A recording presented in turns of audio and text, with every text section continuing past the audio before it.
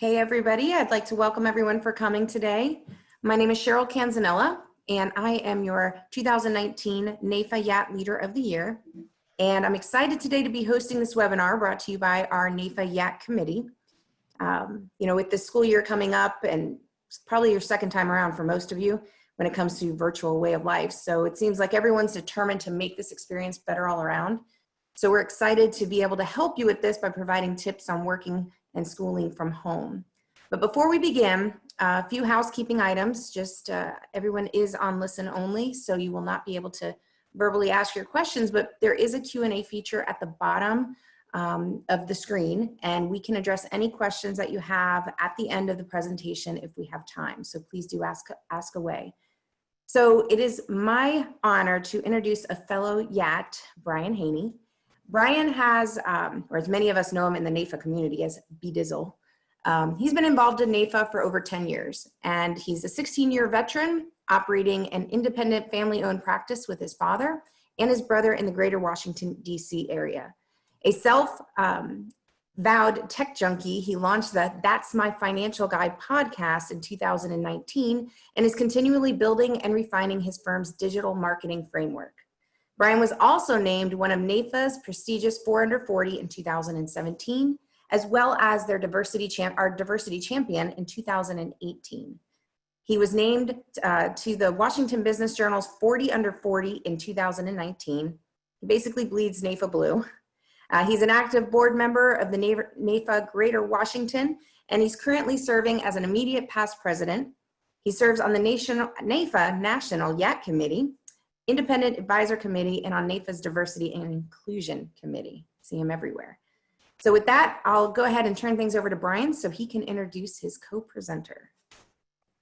Thank you, Cheryl. Really appreciate it. Hey there, NAIFA. Excited to be here today. And I'm even more excited to present, or actually hand the microphone off to our co-presenter and the teacher, the most amazing person I've had the privilege of knowing in my life, my wife, Kelly, who is an urban homeschool mom where we live in Silver Spring, Maryland, right outside DC. She definitely loves museums, reading, yoga, art, and making the most healthy, best home-cooked meals imaginable. And she's had a pretty interesting life experience medically, and she likes to share her story about that. So you can absolutely check out her blog at thecrazyhealthlady.com.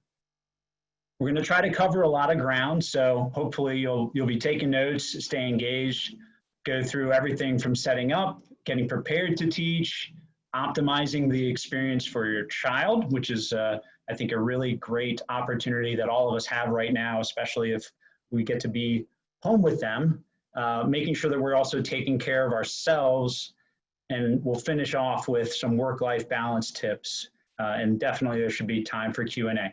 I want to encourage anybody, feel free to be asking questions throughout the presentation. We're not going to necessarily engage them because we want to make sure we cover all the material, but that way we'll have a bunch of questions by the time we get to the end. Okay, hi everyone. I'm really excited to be here today. Thank you for having me.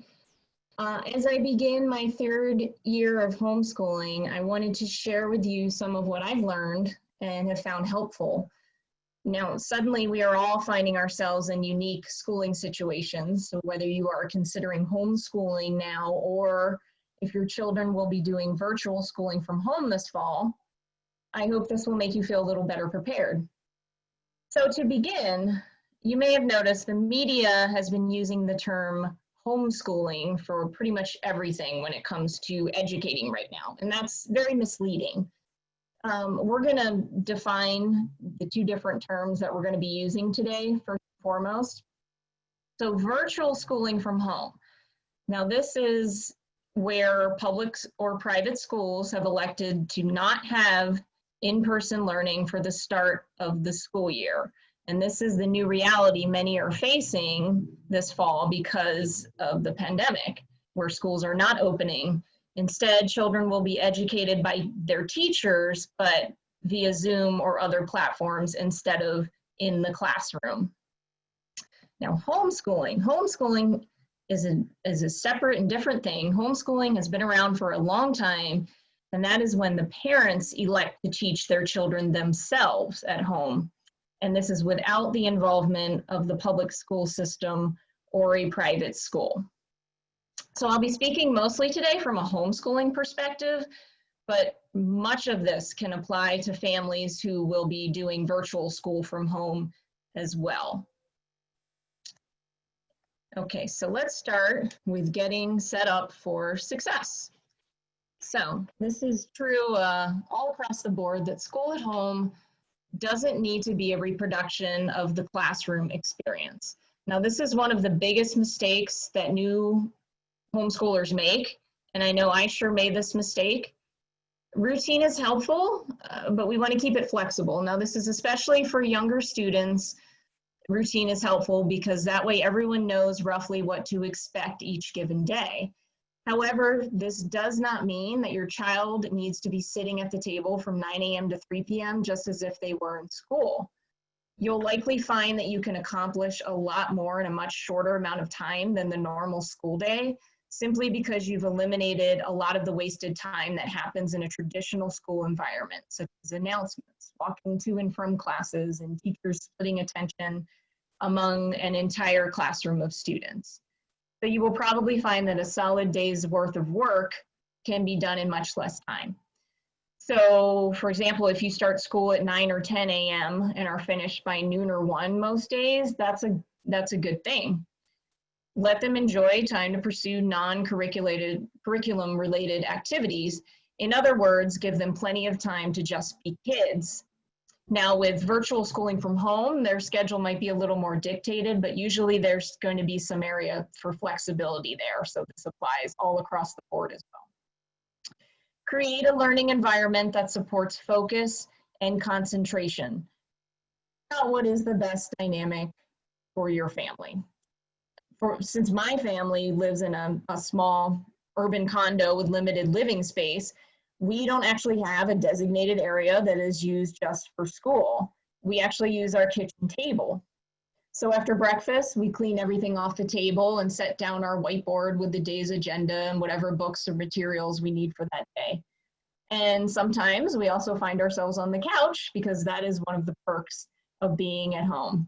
So figure out what fosters the best learning environment for your family.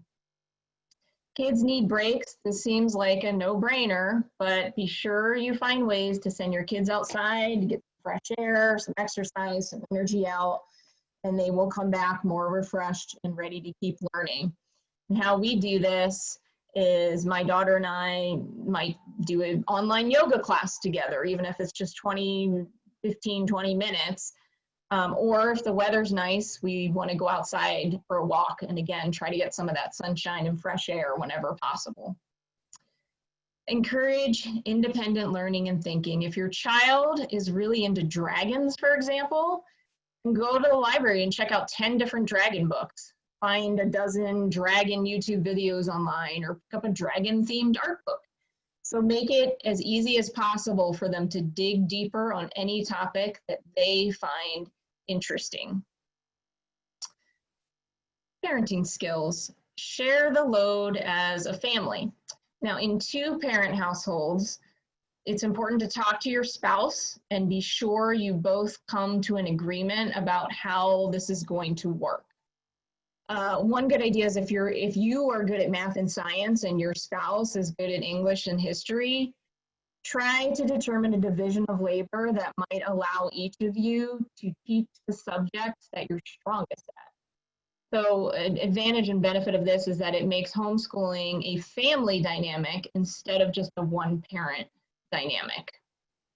But whether you divide up responsibilities or not, the critical thing is to communicate and support one another so that one parent doesn't end up feeling resentful because they are carrying the lion's share. It'll be a lot easier if everybody's involved, and it'll be a lot more enjoyable if the whole family is involved with the school aspect. So find a rhythm that works best for you. Speaking specifically to those parents who are going to be dealing with virtual school at home, if you are needing to be working from home yourself during this time, which a lot of us are, try to find an appropriate happy medium to manage both work and school. This may be trial and error. The advantage of virtual school from home is that your child's regular school teachers should be carrying most of the responsibility, which is helpful. But in this dynamic, it will still be important for you to check in, know what's going on, and what expectations teachers have of your kids. If you do have a check-in, if it needs to happen after 5 p.m. with your kids, it can.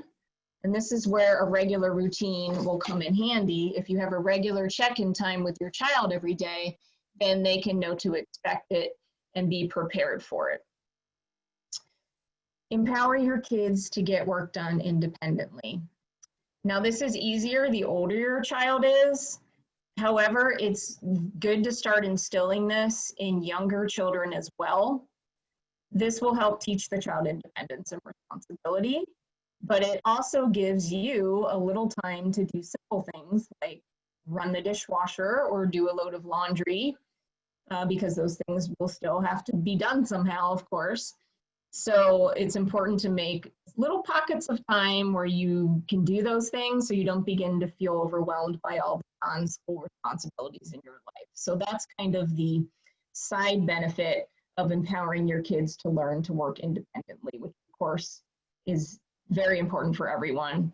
And it's very important for the children to learn even during this strange time. So have patience with your kids and yourself.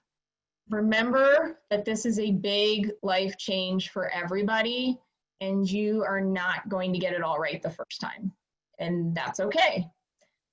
For me, when we started homeschooling, of course, we weren't in a pandemic environment, which complicates things even further, but even so, I made a lot of mistakes, and I had to go back and adjust. And honestly, it wasn't really until the second half of our first year homeschooling that we really started getting into a good flow. So be patient and give yourself and your kids grace to grow as you learn together in this new environment.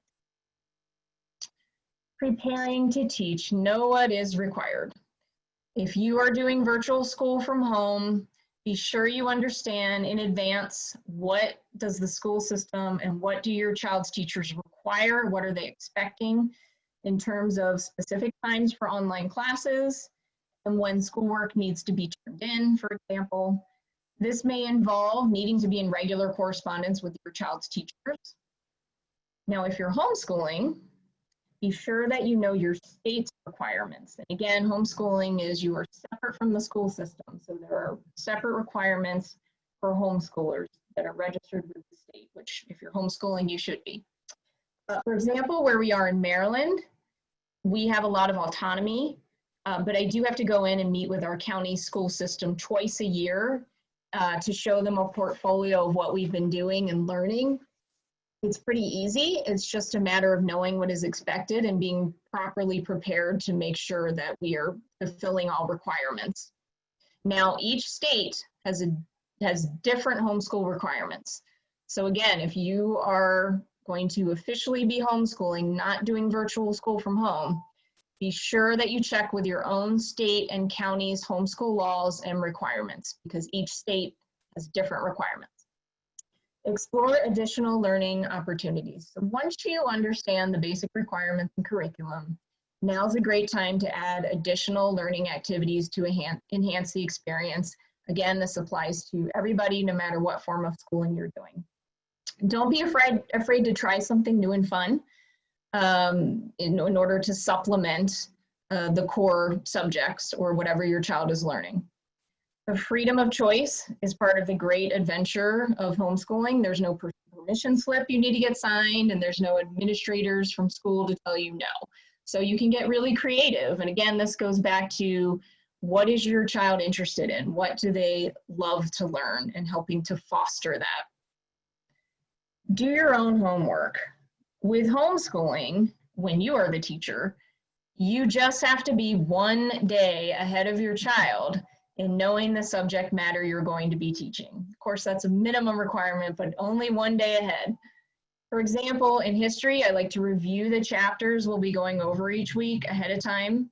And then I'll go and find some supplemental videos to enhance the material, which for a subject like history makes it a lot more interesting. So learning resources, I want to share with you a few of the tips that I've picked up along the way in terms of resources that, again, can apply to everyone. School system portal for virtual school at home. Find out if your school system has set up a learning portal and be sure you and your child understand how it works. And then for homeschoolers, I strongly advise that you join an online homeschool group. There are many listservs out there or Facebook groups that would be individual to your state or even your county. The best tips often come from other homeschooling parents in the same community, particularly the ones that have been doing this for a long time. I know when I started out, I had a lot of questions that without fail, somebody out there had an answer for, and really it oftentimes was dozens of people had an answer for me. The homeschooling community is very collaborative and we want each other to succeed, so don't be afraid to reach out with questions. Another great resource, if you haven't heard of it yet, is Khan Academy. This Khan, Khan Academy, has been a huge curriculum resource for us, and it's free. Their main focus is math, but they also have great history, science, art, and music programs as well. And again, this applies to everybody because even if your child is doing virtual schooling from home and is working with teachers, Khan is a great supplement if your child needs extra help or even just help with a particular math problem. It's a great resource. Or if you're homeschooling, it can be your actual curriculum. It goes that in depth. So it's a great resource to just kind of have in your back pocket, ready to go. OutSchool is another wonderful thing that we've discovered. And they have online classes, which prior to all of this pandemic business was a bit more of a novelty. Now, obviously, everyone's used to online classes, but it's still a good thing because these are live classes with a teacher and other students via Zoom. So I would suggest checking out their website and scrolling through the numerous classes offered in any and every subject, as it's a great supplement to core subjects, or also just any areas of interest. Just whatever you can imagine, you'll find a class for it on OutSchool. Museums, parks, etc. Though depending on where we are in the country, we may not be able to visit these places in person right now. But if you can, try to figure out a way to do that if you're comfortable with it. But many museums and national parks are offering free virtual tours and teaching resources online right now. So simple Google searches should pull up a lot of results when looking for these, and they're often very well done. Tailoring learning for your child. Now is the ideal time to understand how your child learns best. Since each one of us learns differently, you have the chance to be present and determine the learning styles of your child, and this can help you optimize the experience for them. Particularly if your child has been in school up until this point, you may not be very familiar with how your child learns or what's easier or harder for them, and that's understandable. But now you have the opportunity, now that you're going to be present, to observe and to figure these things out, which can greatly help them in the future. Is your child a morning person or not?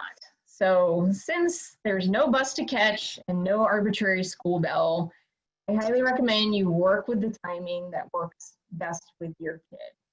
If he or she has always struggled waking up for school, then it's okay to start a bit later. Alternatively, if your child is an early bird, then it's probably a good idea to start early and then give them the break later in the day. You may find that working with your child's natural rhythms may significantly improve their ability to learn and be focused. Again, if you're doing virtual schooling from home, you may be held to the school schedule, at least in part, but there still should be some room for flexibility and making things a little easier for your child during this Along the same lines, which subjects are easy and which ones are hard. Knowing where your child shines and where they struggle will help you best concentrate additional learning or resources. Again, this is where something like Khan Academy comes into play. If your child is struggling with long division, Khan can really help with that. And again, this is an opportunity to be aware and to see what they need.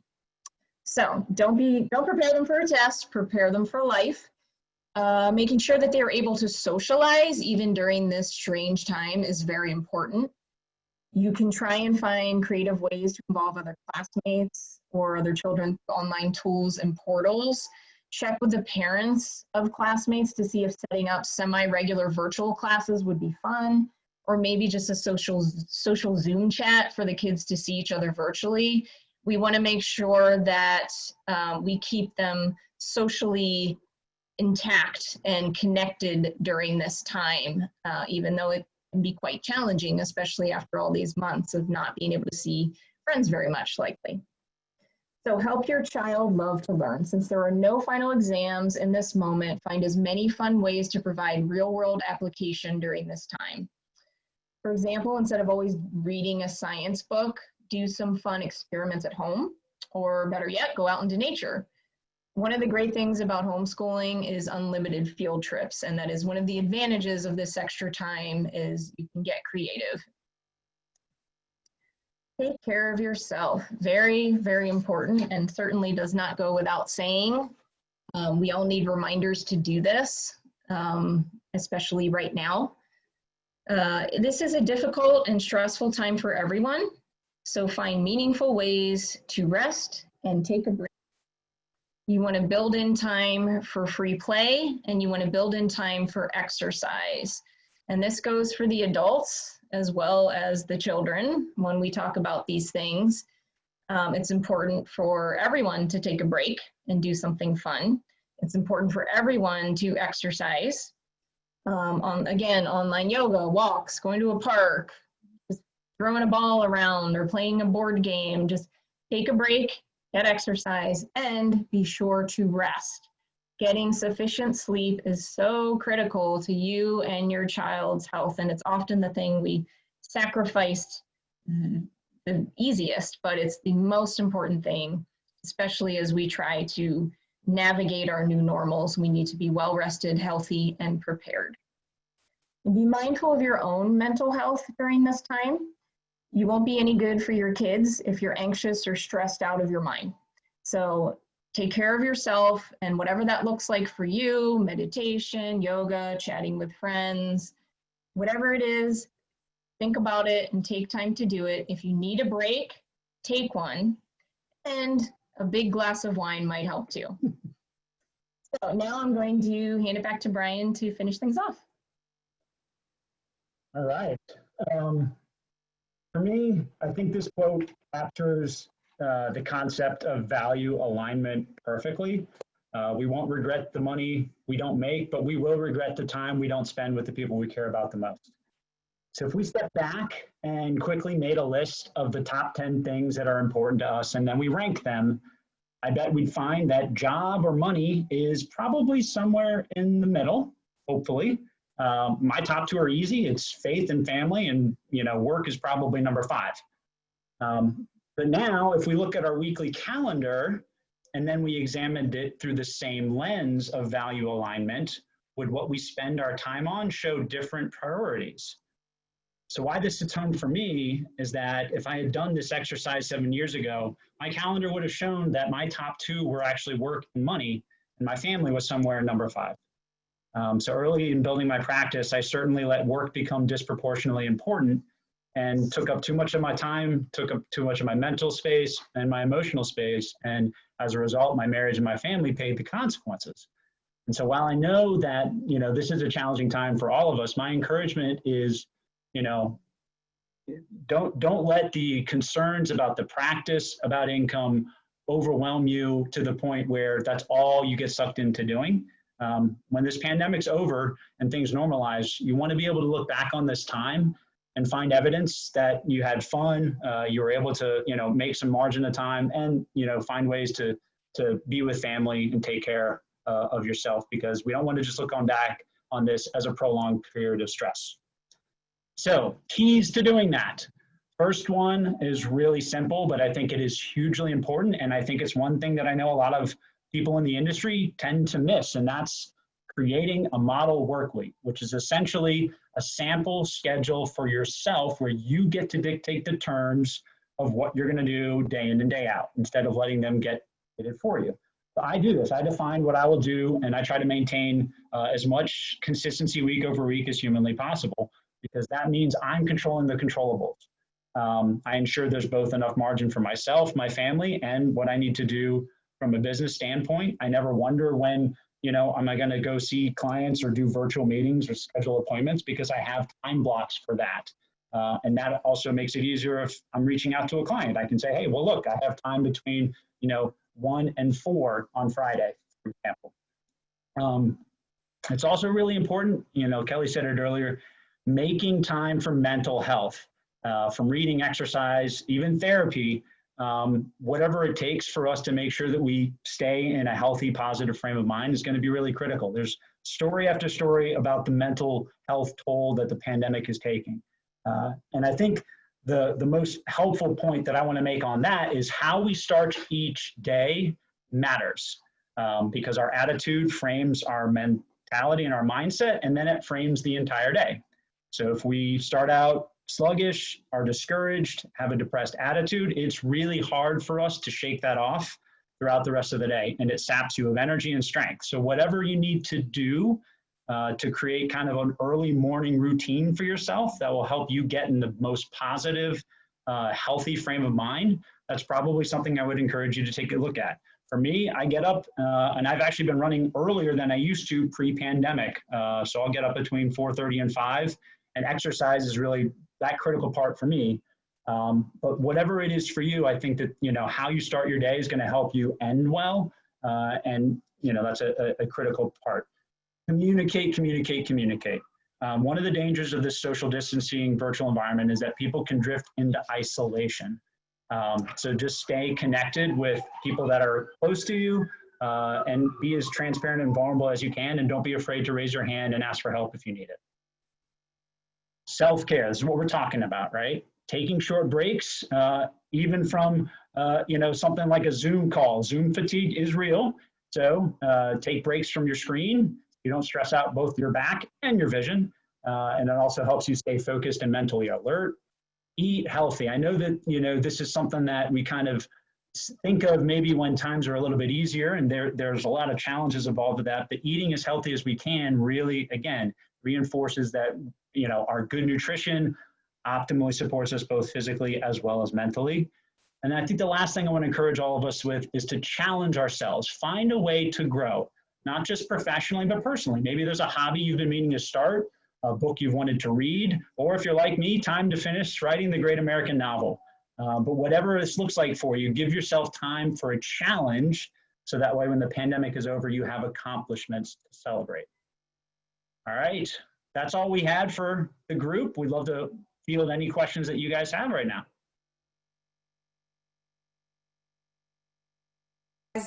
Okay, guys, thank you. Now's the time. If you have any Q&A questions, go ahead and ask in that Q&A box at the bottom of your screen. I'll go ahead and wait for some to come up. We haven't had any yet. Well, I'll tell you, while we're waiting for some of them to come on, I personally, I don't have kids, but I do have nieces and nephews. So, and I see the theme throughout your entire message today has been really geared towards organization. It's like organization, organization, organization. And I'm sure running a household can be kind of hectic in general, forget COVID, but now, we've always kind of had to organize our household, but with these changes, they're just that, they're changes, right? So you just have to change how we organize our household. So I think you've shared a lot of great tips today on how to help organize during all of this with the upcoming school year. No, thanks, Cheryl. You're right. And it's a team, right? It's a team dynamic. So, if everybody's home, sit down and talk through that together. Don't just kind of keep to one schedule without really being cognizant of the other. This is a great opportunity to synergize as much as you can. which is communication, which is exactly what both of you were stressing towards in each one of your messages, was the importance of communication. Well, I don't have any, well, we do have a question, I'm sorry.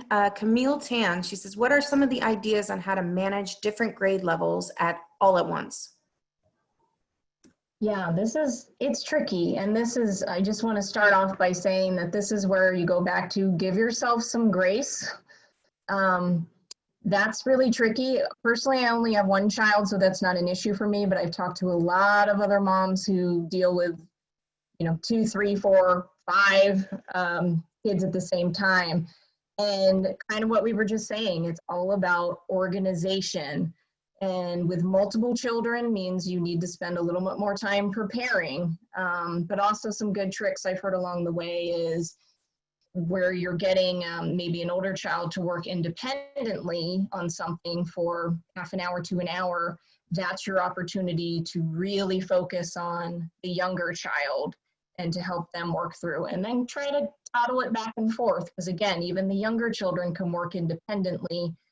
But yeah, it takes some trial and error because there is no one blanket answer for that. It's figure out what works best for your family.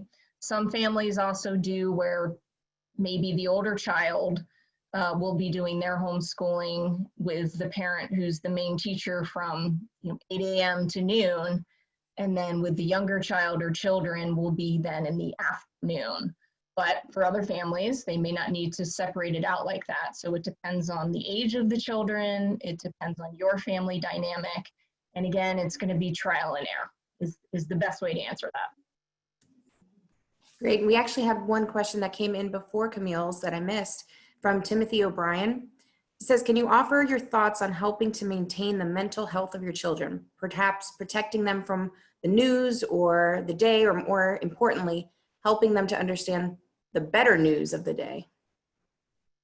Yeah, I think one of the best pieces of advice that I have heard through this whole thing is try to make happy memories out of this time. Because I think as adults, we're looking at it from the perspective of this is a terrible time, this is really hard, a lot of awful things are happening, my whole life is upended. But for our kids, this is an opportunity for them to look back 10, 20, 30 years from now and say, you know what, that was a really special time that I got to spend with my family, or we made a lot of good memories during that time. So I think it requires setting aside our own panic, for lack of a better word, or whatever we're feeling, and just putting that aside as much as we can to have that in the forefront of our mind that we want to make some good memories during this time. Because some of this, as strange as it sounds, it is a gift. It is a gift to have all this time with our children who are, I'm sure any parent will agree, growing up so fast, and we feel like we're missing so much because from day to day, sometimes they can be different. So I think that it's a good opportunity for us to really focus on trying to make good memories. I think it's also probably a good idea to maybe turn off the news and just talk about the positive things that we can find out there, because there are still plenty of positive things to talk about. The only thing I would add is talk to your kids and make it a welcoming environment for them to communicate to you. Depending on how old they are, they may not even necessarily know what's going on and what they're processing emotionally. And so you want to be as engaging and make that as inviting of an environment as possible. And you want to be checking on their mental health. It might be easy to assume, especially if they're kind of off in their room, they're doing things that they're okay, but they may not be. So I think that's the other part, right? Communication, and just be intentional, be very engaged, and allow them the space to, share, and be honest too, and it's okay for them to not feel okay. It's okay for all of us to not feel okay. So making that, creating that kind of a space, I think is really helpful and really healthy. Okay, we have a couple more questions. John Richardson, he wants to know, what have you learned about yourself as homeschooling parents? Oh, wow. That's a great question. I think We both have learned to be more patient. And I think the answer to that then is that we learned that we weren't very patient. And, you know, nothing brings that out more than realizing, oh, okay, my life, my job now, my unpaid job now is to do this. And it can, you know, it can be thankless at times, but overall it's extremely fulfilling. And I think that's, speaking for myself, something that I've learned is that I want to embrace each day. And that, again, is emphasized by what's going on in the world right now, where we can't take life for granted, and we can't take having our child here living in our home for granted because she's growing up so fast. This is just a small period of time. So I think it's really emphasized for me that I don't want to let things like work or obligations become my priorities, like what Brian was saying. I think homeschooling has really helped me to realize what's the most important, and that's our family, our daughter.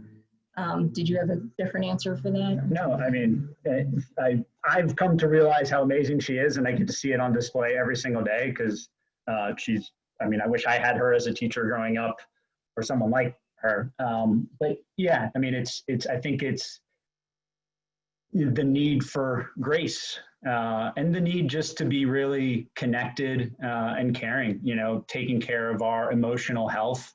I think we've both really grown in that a lot because you have to when you're around your child and you have so much family space. You really do need to recognize the emotional kind of climate and atmosphere in the room a lot more, both what you're giving off as a parent, because that can affect obviously your kids, but also being sensitive to where your kid is or child or children, and, you know, where are they on their emotional register? Because sometimes, you know, depending on where you are, you can overlook that. So those have been really helpful and healthy areas of growth and certainly continued areas of growth. So we have one more question right now, and you touched on it, I think, briefly, but do you have any tips on supporting kids, their social lives with COVID restrictions and no in-school socializing?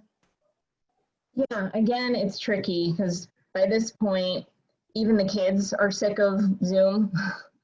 So in the beginning, it was a little easier because, again, it was kind of a novelty of, oh, I can talk to my friends on Zoom or FaceTime.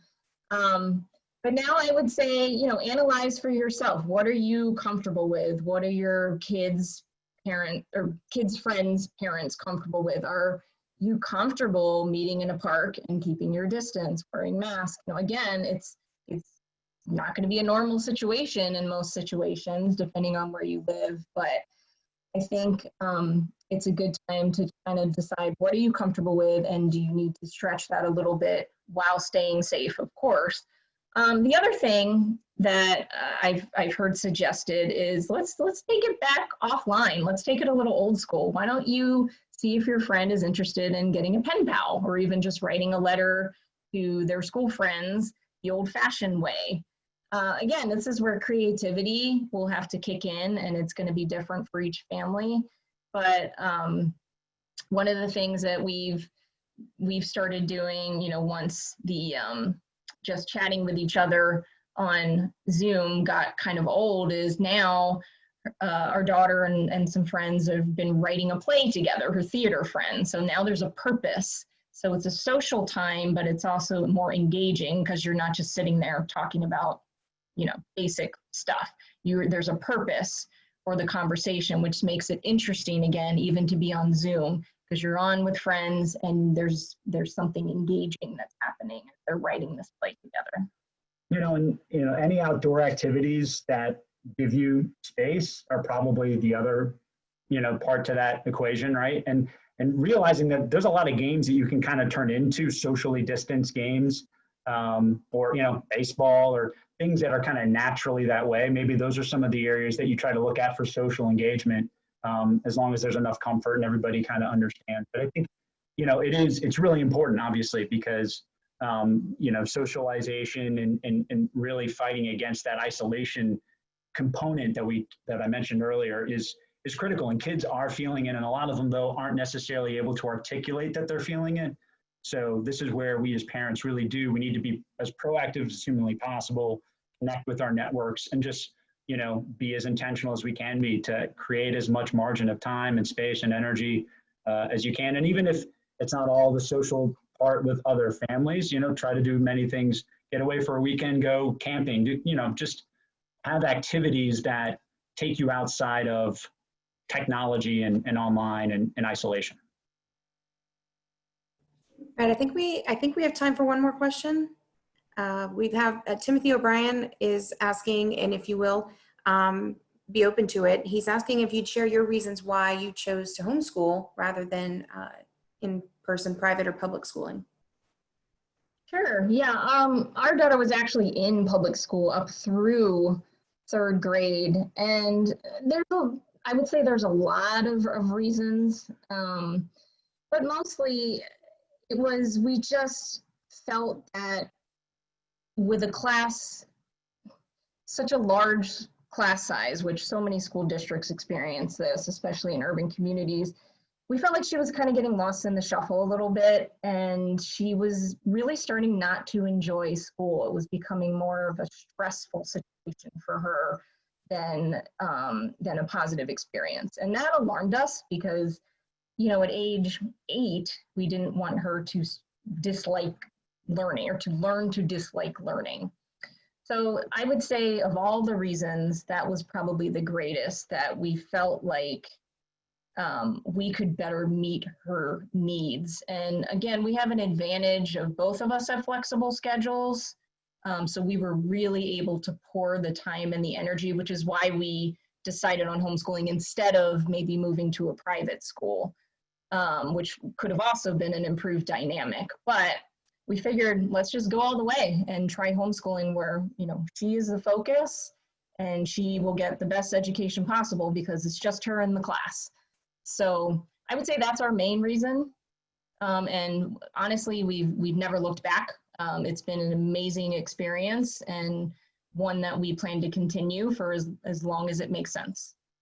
Yeah, and the only thing I would add is, some of these things that we didn't really think about that reinforce why it's been good is that, in running a financial practice where there's travel, or there's conferences, or there's just kind of a variety of things that may be involved, homeschooling is the best marriage to that type of a work dynamic, because now we have the flexibility to do, to tack on a family trip to just about anything because we're not beholden to this set arbitrary calendar. And that's been pretty cool because it's really given that extension of what we were talking about in the learning experience. We can now do, you can do school anywhere when you're schooling from home or you're homeschooling. And so, it's just added this additional dimension of shared family dynamic that now, my business can almost support. Whereas before it was almost like just this separate thing, I did work and she went into school and then we kind of all had whatever margin of family time was left over. So it's been pretty great. That's been a perfect match for our family. And again, each family's different, but for our family, it's been perfect. All right, with that being said, that we don't have any further questions, and I think we're about at that time the end for our time together. So hopefully you found these tips helpful as you try to organize your household with the upcoming school year. I want to thank everybody for joining us today, and thank you for your participation and your questions, and thank you, Brian, and thank you for Kelly for opening up and sharing all of this. So hope everyone has a great day. Take care, everybody.